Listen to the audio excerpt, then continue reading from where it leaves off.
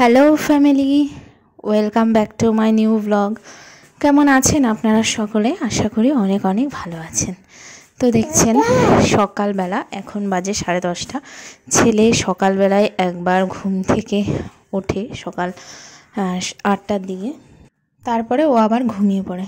তো এখন ও একটু ঘুমাচ্ছে আর আমি স্নান করে নিয়েছি সেই ফাঁকে, যেহেতু আজকে শিবরাত্রি। তো এই যে দেখুন, আমি চলে আসলাম সোজা ঠাকুর ঘরে।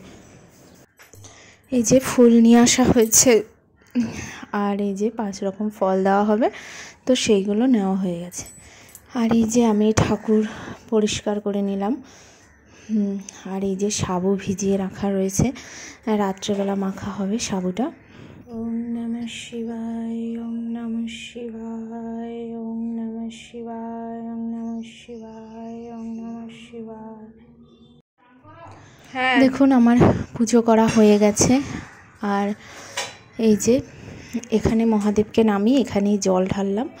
আর এই যে সব 5 রকম ফল মিষ্টি যা আনা হয়েছে সব দেওয়া হয়েছে, সব ঠাকুরকেই ফুল দেওয়া হয়েছে। তো আমার পুজো কমপ্লিট হয়ে গেছে, চলে আসলাম নিচে।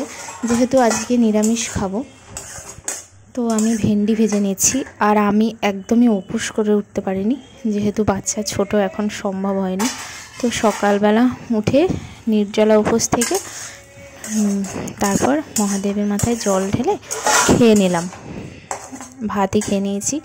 আর নিরামিষ খাওয়া দাওয়া হচ্ছে।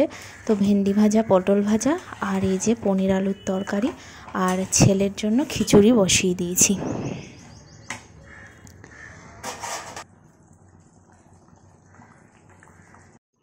আর এই যে এখানে মা বসে সবজি কিনে নিচ্ছে। এই যে সবজি কাকু চলে এসছে, আর এই যে ছেলে বসে বসে দেখছে।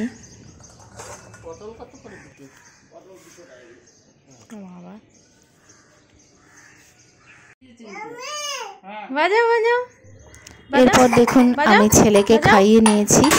আর এই যে দুষ্টুমিটা দেখুন, ওর সব শেষ করে দেবে। বাজাও সুন্দর করে, ওরকম না। এই যে এটা এটা এই যে এটা কি সুন্দর বাজছিল। আমি বাজাচ্ছি দে। এরপর আবারও সন্ধ্যা থেকে ব্লগটা শুরু করলাম। আর এই যে আজকে দুধ চা বানানো হচ্ছে। তো ননদ আর ননদের বর দুজনেই এসেছে, তো সেই জন্য আমি একদিকে মিষ্টি চা, আর ননদের বর যেহেতু মিষ্টি খায় না, সুগার আছে, সেই জন্য ওর জন্য আলাদা চা বসিয়েছি। আর এই যে সাবু মাখা হয়েছে, মা এখন বেড়ে দিচ্ছে সবাইকে। আতা গাছে তোতা পাখি, এই যে ব্যাং,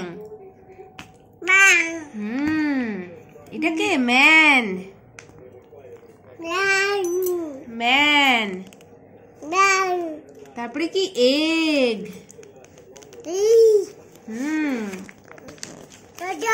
তারপরে ফিশ, এই যে ফিশ, বলো ফিশ। হ্যাঁ, চিকেন। আমার সোনা ছেলে আমার। অ্যাপেল,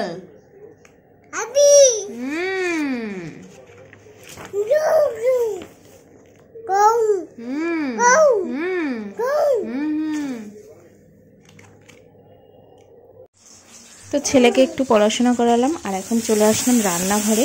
আজকে রাত্রেবেলা মা বলল যে পরোটা আর আলু ভাজা খাবে, তো আমি এখন ভেজে নিচ্ছি।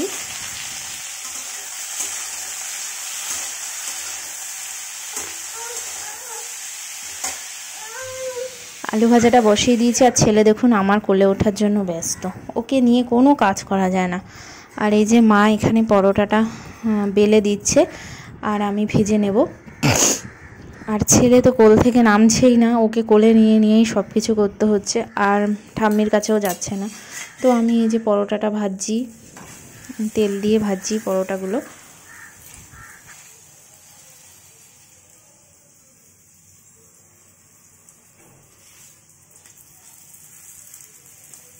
পরোটাগুলো কি সুন্দর ফুলছে।